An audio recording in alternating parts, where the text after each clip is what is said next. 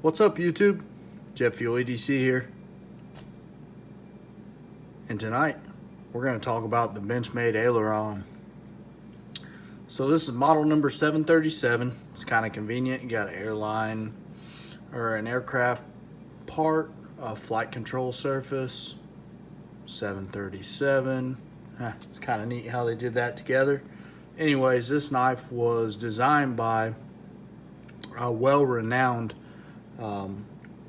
Steve Tirani, and what Mr. Tirani is I don't know, man. That guy, he's just about seen everything and done everything. So he's a former CIA employee. He is a federal firearms instructor for the CIA. He's a non-ballistics weapon expert. He's written I don't know how many books. The laundry list just goes on and on and on and on. If you were to get in the dictionary and look up badass, that dude would be, there'd be a picture of that dude in there amongst other people like Chuck Norris and, you know, some other dudes be in there. But anyways, so he designed this knife. He designed this knife for basically with a pilot in mind, the flight deck crew. He got with ALPA, the Airline Pilots Association, and asked them what they want. And in collaboration with Benchmade, they came up with this. So as you can see here, you got all kinds of texture. It's just, there's ripples up here. It's a textured G10 here. There's jimping on the tail end of the knife. There's jimping up here on the thumb ramp. It goes on and on and on. The grip for this knife is amazing. So as you can see, you got all open construction. You got stainless steel liners that are, let's see if we can get a shot of them here. It's kind of hard to see. They are milled out. They have some lightning holes in them, you know, trying to keep the weight down, but the strength up. So you have stainless steel hardware, a deep carry pocket clip, which is ambidextrous, left or right hand, tip up only. You got a dedicated lanyard hole here if you so chose to put a lanyard on it, which this knife is a pretty good size. I don't think you need a lanyard, but that's my taste. Lanyards go for smaller knives to me, but I know a lot of you guys will disagree. So this is running on Benchmade's patented access lock. So basically what they suggest is 3 methods of deployment for this blade.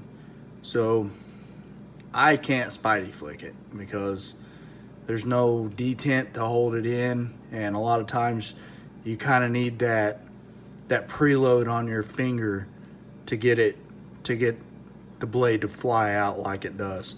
So I can get about halfway, sometimes 3/4, sometimes 7/8.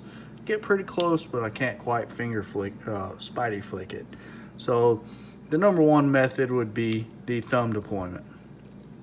As you can see, it's nice and smooth. Another one would be the access lock, which that one's kind of rough. If you do it too fast, it just bounces back at you. There we go. And then another one is the two-handed method, which they've added this laser etching on the blade for grip, just like so. That's the way, if you watch Benchmade has a video all about Mr. Tirani, and you can check it out. I didn't go too in depth, not to take away from the knife or the designer. I didn't go too in depth with his credentials. Benchmade kind of does in that video, so if you want to check that out, I'll leave a link in the description down below. But anyways, as you can see, you have this nicely put drop point blade. Like I said, it's laser etched, which is a nice touch. I've never had a knife that they did that. And you know, anytime, usually when they laser etch something, it's to design something, put a logo on it, something like that. But this is for texture. It's a grip. I mean, it's functional, so it's great. So as you can see, let's see if we can get it here. There we go. You have S30V steel and Mr. Tarani's logo there, since he's the one that designed the knife. But it's a beautiful drop point. It's got nice jimping up here. You got a kind of a raised thumb ramp, so you can really bite into it. I wouldn't say you got quite a finger choil, but on this knife, I don't feel the need for it. It's pretty nice. It's very comfortable. The ergonomics on this knife are phenomenal. So yeah, it's amazing. The ergos on this one are they're great. So let's get some length on it here. We got a little over 4.5 inches closed. And let's do the blade.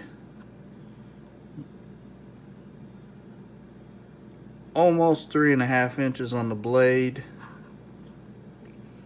And overall, kind of lost my train of thought there for a second.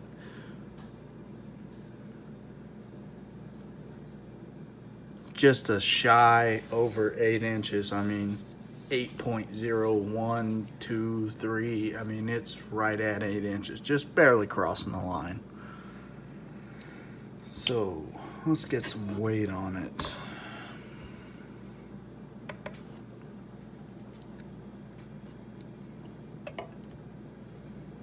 We're at 4.23 ounces and 120 grams.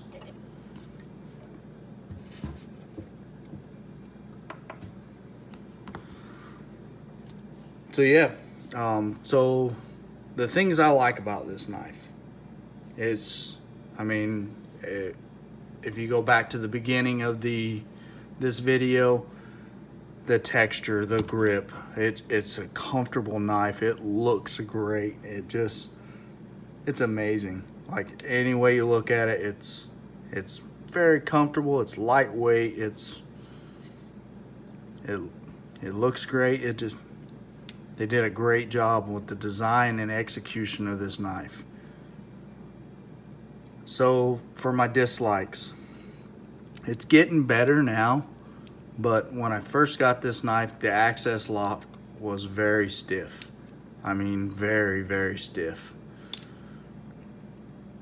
I was getting a lot of lock stick as well. So I got in there with some graphite. I took a pencil and kind of shaded it in, and we have pretty much eased out the lock stick. So my next gripe is, this is something I never really paid attention to until I took a closer look at the Spyderco Sage, the Sage 3 to be exact. But I've noticed this on several of my access lock knives now with Benchmade. Right there, didn't even touch the access lock. Just a fling of the wrist and she's open. Now if you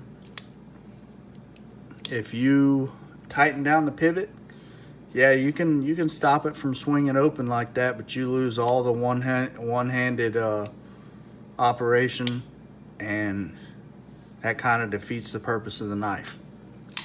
See, like that's not even using the access lock. My thumb's completely away from it. Takes a couple times, but you can do it. So that's my biggest downfall, and like I said, I don't think I ever paid that close attention to it before. So I kind of, the Sage 3 opened my eyes with it, and I don't know how I feel about it, because I popped out a few 940s last night, and I'm like, wow, all the 940s are doing it too.